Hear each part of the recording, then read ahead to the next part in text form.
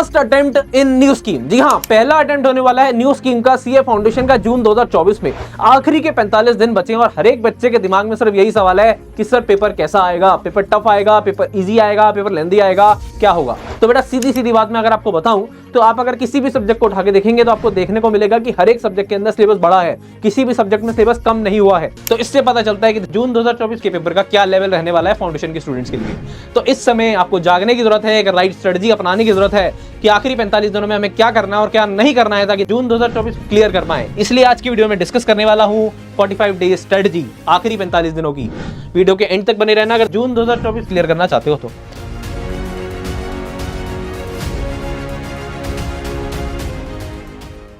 अब आते हैं जरा पॉइंट्स पे, क्या क्या पॉइंट्स फॉलो करने हैं। बेटा सबसे पहले set of a cut off date. आपको इस समय सबसे पहले जरूरी है एक कट ऑफ डेट निकालना। कट ऑफ डेट का मतलब कि इस दिन के बाद मैं कुछ भी नया नहीं पढ़ूंगा। आप क्या करेंगे, वरना आखिरी दिन तक नया पढ़ते रहेंगे और इससे क्या होगा, रिवीजन और टेस्ट का टाइम नहीं मिलेगा। पेपर अगर लेंदी आया तो आपने टेस्ट नहीं दिए तो बेटा आप भूल जाओ, जून 2024 निकल पाएगा। तो सबसे पहले जरूरी है कट ऑफ डेट निकालना कि इस दिन के बाद नया नहीं पढ़ा जाएगा। अब सर हमें कैसे पता लगेगा कि हमारा कितना सिलेबस हो गया, कितना नहीं हुआ? तो उसके लिए जरूरी है इस समय अपनी परफॉर्मेंस को ट्रैक करना, एक एनालिसिस करना। तो एनालिसिस के लिए आपको बनानी है एक एनालिसिस शीट, जो मैंने आपके लिए बना ली है। आप भी इसे या तो कॉपी कर सकते हैं। तो सबसे पहले हर एक सब्जेक्ट की एनालिसिस शीट बनेगी। सबसे पहले chapter name, concept, practice and test, ये तीनों के तीनों चीजें जरूरी हैं अगर आप एग्जाम क्रैक करना चाहते हो तो। फॉर एग्जांपल अकाउंट्स की हर एक सब्जेक्ट की बनेगी। जैसे अकाउंट्स की अगर मैं बना रहा हूं, for example BRS, rectification of errors, सारे के सारे चैप्टर का नाम आपको यहां पर लिखना है लाइन से, सब कुछ ठीक है जी। उसके बाद अब आप बीआरएस है फॉर एग्जांपल, आपने कंसेप्ट कर लिया, आपने मारा टिक, यस कंसेप्ट मेरा 100% कंप्लीट है, मैंने पूरे का पूरा कंसेप्ट समझ लिया, मेरे को आता है। उसके बाद practice, question practice is must, आपने क्वेश्चन प्रैक्टिस, वरना ज्यादातर बच्चे क्या करते हैं, टीचर ने पढ़ा दिया, एक ज्यादा क्वेश्चन प्रैक्टिस कर लिया, आपने कहा हो गया, बेटा नहीं हुआ, अब मान के चलो वो चैप्टर नहीं आता है आपको, ठीक है जी। प्रैक्टिस करना जरूरी है। प्रैक्टिस कहां से करें सर? तो बेटा ICA module, RTP, MTP, past exam, सारे के सारे क्वेश्चंस करने जरूरी हैं। इसके अलावा डिफरेंट विषयों पे जाने की जरूरत नहीं है। और इससे भी बेटर सब्स्टिट्यूट क्या है, परफेक्ट प्रैक्टिस बुक। अगर आपके पास परफेक्ट प्रैक्टिस बुक है तो आपका वहीं से काम बन जाएगा, क्योंकि इसके अंदर सारे मॉड्यूल के questions, RTP, MTP, past exam सब कुछ वहीं मिल जाते हैं, ठीक है जी। उसके बाद आपको कुछ भी करने की जरूरत नहीं है, इवन मॉड्यूल भी उठाने की जरूरत नहीं है। और एक बेस्ट क्लबिंग है तो आपको रिपीटिशन हट जाता है। तो परफेक्ट प्रैक्टिस या फिर ICA module, RTP, MTP, past exam, सारे क्वेश्चन करने हैं। क्वेश्चन करने के बाद जब आपका चैप्टर पक्का हो जाएगा, उसके बाद देना है चैप्टर वाइज टेस्ट, तभी बात बनेगी, अदरवाइज नहीं बनेगी। इस तरीके से आपको सारे के सारे चैप्टर लिख लिए, आपको पता लगेगा किस चैप्टर में मेरा 1 टिक है, किस चैप्टर में मेरे 2 टिक है और किस चैप्टर में मेरे 3 टिक है। तो जिन भी चैप्टर पे 3 टिक है उन्हीं को मानना कि कंप्लीट है, और जिन पे 1 टिक है, 2 टिक है, उनको सबसे पहले उस पे 3 टिक कराओ। और इस तरीके से मिनिमम आपके 70 to 80% अगर आपके चैप्टर्स पे 70 to 80% अगर आ रहे हैं, then it will be okay. But अगर आप सोच रहे हैं कि यार मेरे सब चैप्टर पे 1 टिक तो लगा हुआ है बट दूसरा और तीसरा टिक बहुत कम चैप्टर पे है, तो सबसे पहले जरूरी है बेटा इंपॉर्टेंट चैप्टर्स, जैसे कि मॉड्यूल 2 वाले चैप्टर्स अकाउंट्स के अंदर अगर मैं बात करूं, और इसके अलावा थ्योरी पे आप तीनों जगह तीनों टिक कर लें, तभी बात बनेगी। तो एनालिसिस शीट करिए सबसे पहले, ताकि आपको पता लग जाएगा कि कितना टाइम और लगने वाला है आपको अपने सिलेबस को कंप्लीट करने में, या फिर एटलीस्ट मोस्ट इंपॉर्टेंट सिलेबस को कंप्लीट करने में, ताकि उसके बाद सिर्फ और सिर्फ रिवीजन और टेस्ट पे ध्यान दिया जाए। सबसे इंपॉर्टेंट है, इस बात को आज ही करना है। कल करे सो आज कर, आज करे सो अब, पल में परले आ जाएगी, बहुरी करेगा कब। तो आपको भी यही करना है, अभी करना है, वीडियो खत्म होते ही। उसके बाद screen time less than 50% of the total study hours. अगर आप एक दिन में 10 से 12 घंटे पढ़ रहे हैं तो इस समय जरूरी है कि आप 3 से 4 घंटे या 5 घंटे से ज्यादा आपका स्क्रीन टाइम ना हो। उसके अलावा सिर्फ और सिर्फ टेस्ट होंगे, क्वेश्चन प्रैक्टिस होगी और रिवीजन होगी, बस और बस खत्म। वैसे हम स्टार्टिंग से कहते हैं, बट इस समय 50% क्या 40% ही मान के चलो इसे, कि जितना भी आप पूरे दिन पढ़ रहे हैं उसमें 40% से ज्यादा परसेंटेज ना हो कि आप अभी भी आप लेक्चर्स में लगे हुए हैं, ठीक है जी। 45 डेज है बेटा, बहुत जरूरी है, आखिरी क्रूशियल टाइम है। इस समय अगर आपने सही स्ट्रेटेजी अपना ली तो क्लियर हो जाएगा। जी हाँ, आपको कोई भी चीज बेस्ट कब पता लगती है, जब उसका टेस्ट करा जाता है। तो वैसे ही आपके अंदर से बेस्ट कब निकलेगा, जब आपका टेस्ट किया जाएगा, जब आईसीएफ का एग्जाम लेगा।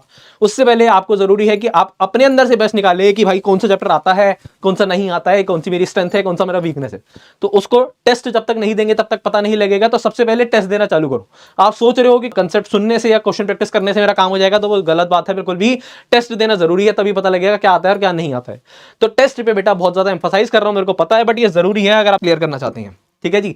उसके अलावा focus on strength and work on weakness. Focus on strength and work on weakness का मतलब कि बेटा कई बार क्या होता है, ज्यादातर बच्चों का क्या होता है, ज्यादातर बच्चों का ना एक सब्जेक्ट या फिर क्या होगा 2 सब्जेक्ट वीक होंगे, चारों के चारों तो किसी के वीक नहीं होते और चारों के चारों किसी के स्ट्रॉन्ग नहीं होते ज्यादातर बच्चों के साथ। तो आपको क्या करना है, आपको पता लगाना है यार वीकनेस कौन से सब्जेक्ट है और मेरी स्ट्रेंथ कौन सी है। तो जो स्ट्रेंथ है उस पर और ज्यादा वर्क करो, जो वीकनेस है उसे इस लेवल पे ले आओ। यार एटलीस्ट 50 मार्क्स ले आऊं मैं इसमें, ठीक है जी, 40 से 50 नंबर ले आऊं मैं इसमें, मेरा काम बन जाएगा, ठीक है जी। Regular revision and improvement is must. Regular revision and improvement रोज के 2 से 3 घंटे आपको इस समय रिवीजन पे देने हैं। अगर आपका 60% से ज्यादा सिलेबस हो गया ना, तो जरूरी है इस समय रिवीजन और इंप्रूवमेंट बोले तो टेस्ट में जो गलतियां आई हैं उसको ठीक करना, उसे करेक्शन कॉपी में लिखना और बार बार उसे रिवाइज करना। ये इंप्रूवमेंट मस्ट है। आप रिवीजन कर रहे हो, टेस्ट दे रहे हो और इंप्रूवमेंट नहीं कर रहे तो बेटा उन टेस्ट देने का भी फायदा नहीं रहा और रिवीजन टाइम से करने का भी कोई फायदा नहीं रहा।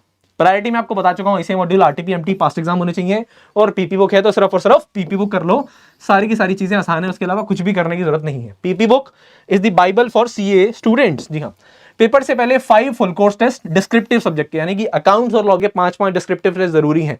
पेपर लेंथी आ रहे हैं, उसके लिए जरूरी है कि आप टेस्ट दोगे तो आपको पता लगेगा कि मेरा कितना टाइम में सारी की सारी चीजें हो जाती है। टेस्ट से हमें पता लगता है कि हमें एक्चुअल में क्वेश्चन पेपर में, जब पेपर होता है 3 घंटे का, तो कितना टाइम लग रहा है क्वेश्चन को सॉल्व करने में। इसके अलावा एक एडवाइस और कि ना, ट्राई करिए कि जो पेपर है आप 2 बजे के आसपास दीजिए, 2 से 5 के बीच में दीजिए। तो क्या होगा, आपका पेपर भी 2 से 5 के बीच में होना है, तो आप एक हैबिचुअल हो जाएंगे उस समय टेस्ट लिखने के। वरना क्या होता है, हम टेस्ट दे रहे होते हैं सवेरे या रात को और एग्जाम में जाके लिखना है 2 से 5 के बीच में, तो कई बार मिसमैच हो जाता है। तो आप ट्राई करिए कि टेस्ट भी 2 से 5 के बीच में दीजिए। 15 full course test for objective जो आपके पेपर्स हैं उसके कम से कम 15 फुल कोर्स टेस्ट देने पड़ेंगे। जी हाँ, अब आपको 9.0 में तो इतने मिल जाएंगे, इससे ज्यादा ही मिलेंगे, उसमें कोई दिक्कत नहीं है। बट अगर नहीं है तो कहीं से भी फ्री कोर्स आप दीजिए, बट उसे चेक करिए कि आप किसी एक्सपीरियंस फैकल्टी से चेक कराएं। जरूरी है बेटा, पेपर टफ आ रहा है, मैं बता रहा हूं बार बार, लेंदी आ रहा है, इतना आसान नहीं है इस बार डील करना। अकाउंट्स जिसकी भी वीक है उसके लिए मैंने बता दिया, मॉड्यूल 2 पे फोकस करो, थ्योरी पे फोकस करो, 20 नंबर की है, ठीक है जी, इस समय फोकस करिए। Law and sales of goods act and LLP partnership, इन पे फोकस करिए अगर आपका इंडियन कॉन्ट्रैक्ट एक्ट अभी तक नहीं हुआ है। जो लॉ है, लॉ के अंदर राइटिंग प्रैक्टिस बहुत ज्यादा जरूरी है, 30 to 40 मिनट्स अभी भी अब अगर राइटिंग प्रैक्टिस को देंगे तो आपका काम बन जाएगा, इसके अलावा कोई दिक्कत नहीं है। मैथ्स स्टैट्स एलआर में स्टैट्स करना है, स्टैट्स के अंदर सिर्फ और सिर्फ सेट ए और बी, मैं बता चुका हूं, सेट सी और एडिशनल क्वेश्चन बैंक नहीं करना है, बार बार ये चीज पूछ रहे हैं मेरे से। मैथ्स के अंदर आपको किसी भी चैप्टर का एडिशनल क्वेश्चन बैंक करने की जरूरत नहीं है, एक्सेप्ट टीवीएम। जी हाँ, और स्टैट्स के अंदर भी इंडेक्स नंबर का आपको एडिशनल क्वेश्चन बैंक करना पड़ेगा, बाकी किसी का नहीं करना पड़ेगा, ठीक है जी। तो आई डोंट थिंक सो इसके बाद आपको कोई भी डाउट रहेगा।